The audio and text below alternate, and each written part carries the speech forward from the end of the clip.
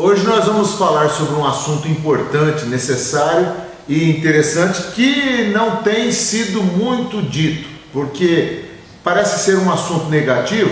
E quando se fala nesse material, no pecado, quando se fala nesse assunto, até os teólogos modernos têm dito e têm ensinado a não se dizer essa palavra no púlpito quando está se pregando, porque as pessoas, isso faz com que as pessoas se afastem da verdadeira mensagem do Evangelho de Cristo Jesus, faz com que as pessoas se ausentem da palavra do Senhor nosso Deus.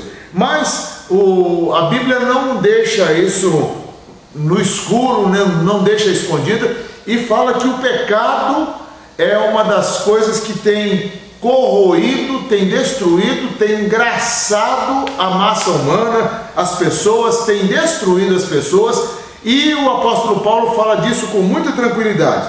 Quando ele cita Efésios capítulo 5, versículo 16, versículo 19, ele diz assim: ora, as obras da carne são conhecidas e são prostituição, impureza, lascívia, idolatria, feitiçaria, inimizades, porfias, ciúmes, iras, discórdias, dissensões, facções, invejas, bebedices, glutonarias e coisas semelhantes a estas, a respeito das quais vos declaro, como já outrora vos prescrevi, vos preveni, que não herdarão o reino de Deus os que tais coisas praticam. Aqui nesse texto está falando a respeito do pecado. Lá em Romanos capítulo 6, Paulo diz assim: permaneceremos no pecado para que a graça abunde? De modo nenhum, diz o apóstolo Paulo.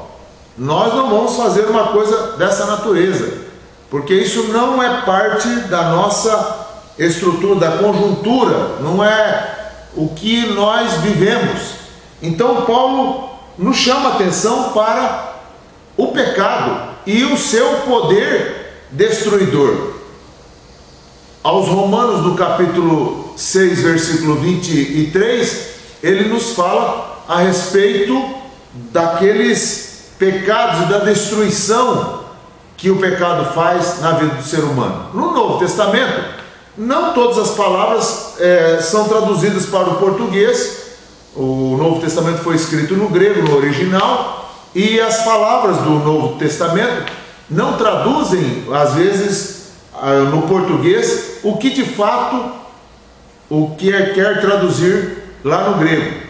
Por exemplo, para a palavra amor, no grego nós temos, no Novo Testamento, no original, temos pelo menos 3 palavras, que é ágape, filéu e eptumia, cada um se referindo ao amor. Quando a gente lê no português, amor é amor, mas lá no grego define o que cada uma é. O amor de Deus é um tipo de amor, o amor filial, o amor de irmão fraterno, o amor de pessoa para pessoa é outro amor, é o filéu, e o eptumia, que é o amor relacional entre marido e mulher. Mas no português a gente só tem a palavra amor. Agora, no grego, por exemplo, no original, a gente tem, para descrever a palavra pecado, nós temos algumas palavras que descrevem bem. Eu queria entrar nesse texto de Gálatas 5, versículo 19 aqui, mas antes falar sobre essas palavras que aparecem no original. Por exemplo, aparece a palavra hamartia, que é traduzida no português para pecado. Hamartia quer dizer errar o alvo. Quando a pessoa estabelece uma meta e não consegue atingir essa meta, ela cometeu hamartia, ela errou o alvo. Geralmente essa palavra, quando aparece, ela aparece só como pecado no Novo Testamento, no português. Tem uma outra palavra também, parábasis, que é a transgressão ou o ato de passar além da linha. Quando a pessoa ultrapassa aquele limite, ela chegou ali e pisou na faixa do pedestre, ela ultrapassou a linha, ela foi além daquilo que deveria, ela então transgrediu. No português é traduzido por pecado de novo, é o ato de passar além da linha. Ela chega e encontra um semáforo fechado e ela ultrapassa aquilo ali, ela vai estar sujeita às consequências que o pecado traz daquela ultrapassagem além da linha que ela fez. Tem uma outra palavra no Novo Testamento, no grego, paracoé, que quer dizer a desobediência a uma voz. Quando a pessoa ouve uma ordem, ouve uma voz e ela não obedece. Por isso que muitas pessoas fracassam, porque ouviram Deus falando e não obedeceram. Foi o caso de Balaão. Balaão ouviu Deus, mas ele desobedeceu. E aí o que aconteceu? Quase, se não é a mula ter enxergado que Balaão estava enfiando a mula e estava querendo ir pelo caminho ali errado, Balaão teria sido mais uma vítima do seu próprio erro, da sua própria desobediência. Por quê? Ele ouviu uma voz e não obedeceu. Outra palavra que aparece no Novo Testamento, no grego, paraptoma, que é a cair quando era obrigado a ficar em pé, ereto. A pessoa cai quando ela deveria ficar em pé. O apóstolo Paulo nos falou sobre isso. Ele diz assim: olha, quem está em pé, veja que não caia. Lá em 1 Coríntios 10, 12. Quem está em pé, veja que não caia. Tome cuidado com isso, porque esse fato da pessoa cair e depois ficar tentando arrumando justificativa. Eu caí por causa do fulano, por causa disso, porque aconteceu um acidente, porque eu tropecei, por causa disso. Tudo isso é simplesmente uma demonstração de que a pessoa caiu. Isso também é pecado. A pessoa deveria ficar em pé, ela não poderia ter caído, mas ela caiu, então ela pecou. Aparece uma outra palavra, agnoema. O que é agnoema? É a ignorância do que se devia conhecer. Jesus disse lá em Mateus 22, 29: errais não conhecendo as Escrituras. João 39, João 3, 39: errais não conhecendo as Escrituras nem o poder de Deus. Jesus disse em Mateus 22, 29 que as Escrituras deveriam ser examinadas. E ele disse: errais não conhecendo as Escrituras nem o poder de Deus. Quando a pessoa erra por agnoema, ela erra por ignorância. Eu não conhecia, eu não sabia. O pecado é do mesmo tamanho daquele que a pessoa que sabia cometeu. Se a pessoa sabia e ela erra, e se a pessoa não sabia e ela erra, é do mesmo tamanho. Então é melhor conhecer, é melhor saber e não pecar, e não fazer-se de ignorante. Ignorância do que se devia conhecer. A pessoa devia conhecer aquilo ali. Isso é agnoema, é uma outra palavra. Retema é outra palavra que aparece no Novo Testamento, no grego, no original. O que é? A diminuição ou a escassez do que se devia possuir, produzir em plenitude. A pessoa deveria produzir em abundância, deveria produzir com abundância. Eu vou falar disso daqui como pecado na vida espiritual. Por exemplo, a pessoa devia ter uma vida espiritual exuberante, uma vida espiritual que se justifique, gostosa, uma vida espiritual abundante, vida abundante, mas ela não faz caso, e ela torna-se relapsa na sua maneira de entender as coisas, na sua maneira de conduzir as coisas. Na vida espiritual, ela para de frequentar as reuniões, para de frequentar os cultos, ela para de ler a palavra de Deus, para de orar, e ela vai diminuindo. Sabe o que é isso? É um pecado chamado retema, diminuição ou escassez do que se devia produzir em plenitude. A pessoa deveria produzir abundantemente essas coisas. Isso não deve ser nenhuma regra, nenhuma exigência, nenhuma norma. Mas a pessoa pode fazer isso, ela pode ter uma vida espiritual abundante, mas ela não tem. O que ela está fazendo? Ela está pecando. Tem a oportunidade de produzir e depois fica achando desculpas. Eu não produzo porque meu pai, porque minha mãe, porque o parente, porque o marido, a esposa, o filho, não sei quem, não deixa, a televisão não deixa, eu estou muito ocupado, meu trabalho, não sei o que. Isso é tudo desculpas para cometer retema. é diminuição ou escassez do que se devia produzir em plenitude. Aparece uma outra palavra no Novo Testamento, anomia. Anomia. O que é anomia? É a inobservância de uma lei. É a inobservância de uma lei. João 5,39, Jesus disse: examinai as Escrituras, porque vós cuidais ter nelas a vida eterna, e são elas que de mim testificam. Eles não observavam a lei. E quando não observam a lei, o que acontece? Acontece que a pessoa chega a cometer determinados pecados. Ela comete esse pecado de não observar a lei. É anomia, ausência de conhecimento.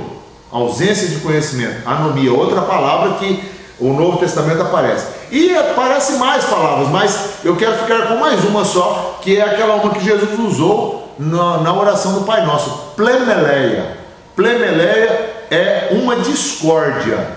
Senhor, não nos deixe cair em tentação, mas livra-nos do mal, porque teu é o reino. Perdoa as nossas discórdias, as nossas dívidas, as nossas ofensas. Plemeleia, assim como nós perdoamos. Se nós não liberarmos o perdão de coração, nós estamos pecando. Quando nós liberamos o perdão de boca só, nós estamos cometendo um pecado. E esse pecado é um pecado tanto quanto os outros. Olha, na escala dos pecados, não existe pecado maior ou pecado menor. Não existe. Todos os pecados são iguais e as pessoas têm que saber. O apóstolo Paulo, falando sobre o pecado, ele fala sobre o fruto do Espírito, que é um conjunto de coisas boas que acontecem na vida da pessoa, e também fala dos pecados que estão aqui no capítulo 5 de Gálatas, no versículo 19. Ele diz assim: as obras da carne são conhecidas. Por que as obras da carne? Aqui a palavra sarx é aquela paixão, é aquele desejo intenso. A palavra sarx aqui é carne no sentido de desejo, de paixão, de fome exagerada, de coisas exageradas que a pessoa pratica. As obras da carne são conhecidas e são prostituição. Esses aqui são os pecados relativos à vida sexual. Em primeiro lugar, prostituição, impureza e lascívia. Uma outra tradução diz assim: a prostituição pode também ter os três pecados relativos à vida sexual. A prostituição, a venda do corpo. A prostituição, o que é? É a venda do corpo para conseguir recursos, para conseguir, em troca de dinheiro, ou em troca de algum bem, em troca de alguma coisa. Isso é a prostituição. Tem a fornicação, que é também outro pecado sexual, que diz respeito à relação de pessoas solteiras. Então o elemento está vivendo aí solteiro e tendo relação sexual, olha, ele está fornicando. Isso é obra da carne e vai levar esse elemento para o inferno. E tem uma outra palavra que diz aí, a prostituição, a fornicação e o adultério. O que é o adultério? O adultério é a relação sexual entre pessoas casadas. Ah, mas a esposa não sabe, ou não sei quem não sabe. Isso é adultério. Também é outro pecado que, junto com o primeiro, o segundo e o terceiro, leva a pessoa para o inferno. Olha, a prostituição, impureza, lascívia são pecados relativos à vida sexual. Paulo dá nesse número aqui de pecados que ele cita também os pecados relativos à vida religiosa. Por exemplo, 3 deles aqui: idolatria, ele diz mais, feitiçaria e o que mais? Heresias. A idolatria é o pecado da adoração aos ídolos. Tem pessoas que não sabem o nome de um só personagem da Bíblia, ou de 2 ou 3, ele sabe alguns poucos. Conhece a história de Jesus porque ouve todo ano no Natal falar de Jesus, mas ele sabe muito pouco da Bíblia. Agora, se você perguntar dos artistas da televisão, os artistas que estão no cenário, as pessoas que estão fazendo o grande cenário desses nossos dias, isso é idolatria. Eles têm os seus ídolos, as pessoas têm os seus ídolos, e esses ídolos são pecados da carne, obras da carne, relativos à vida religiosa.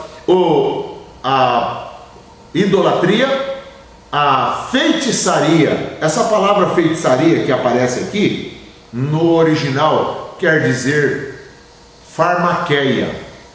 O que é a farmaqueia? Era o pecado de feitiçaria, que é traduzido aqui por droga. Farmaqueia, de farmaqueia vem a nossa farmácia. E esse farmácia era o uso de entorpecentes, o uso de drogas. A pessoa que se entorpecia, e via de regra, os feiticeiros fazem assim: eles se entorpecem, eles tomam bebidas alcoólicas, tomam outros elementos que tiram o bom senso, tiram a memória da pessoa e faz a pessoa ficar aberta para a recepção desses espíritos malignos que atacam, que estão aí sempre presentes. Outro pecado relativo à vida religiosa são as heresias. E os hereges, disse Martin Lloyd Jones, não são pessoas más, são pessoas equivocadas. Não são pessoas ruins, são pessoas equivocadas, porque dão interpretação ao seu bel entendimento, ao seu bel prazer. O herege, via de regra, é essa pessoa. E a heresia está incluída por Paulo aqui também como um pecado religioso. Um pecado religioso, das heresias. Outros pecados que Paulo enumera aqui, os pecados do mau temperamento. Por exemplo, inimizades. Mau temperamento é outro pecado também. Porfias são as confusões, as discussões. Iras, pessoas iracundas. Pelejas, discórdias. E dissensões, facções, que são as divisões e a pessoa que toma partido contra isso, com aquele outro. Pessoas que vivem atrás dos seus partidos, elas procuram os partidos, elas procuram as suas facções, elas procuram os seus grupos e aí toma partido por lado daquele grupo, ou desse, daquele ou daquele outro. Nas igrejas do Antigo Testamento, do Novo Testamento, aconteceu isso muitas vezes, aconteceram essas coisas que precisam ficar bem claras aqui. Paulo agora também fala dos últimos tipos de pecados, os pecados relativos às diversas formas de excesso. Por exemplo, inveja. Inveja é outro tipo de pecado. O que é a inveja? Inveja é aquele desejo de ter o que o outro tem, ou de ser o que o outro é, ou de possuir aquilo que o outro possui. É uma forma de excesso, também é obra da carne, pecado também. Bebedice. Agora há pouco um companheiro estava dizendo: olha, o fulano foi recomendado que não bebesse mais, não fumasse mais, e ele continuou fazendo aquilo lá. Ele falou: eu faço o que eu gosto, eu faço aquilo que eu quero. Isso é o que o homem normal tem. O homem sem Cristo, ele tem esse prazer em fazer as coisas do pecado, em fazer as obras da carne, porque ele não tem conhecimento da palavra de Deus. Outro excesso aqui: glutonaria, bebedices. Homicídios também é outro excesso que aparece aqui. Homicídios. E ele diz aqui: homicídios e glutonarias. Glutonaria, aquela pessoa que come em excesso. A glutonaria.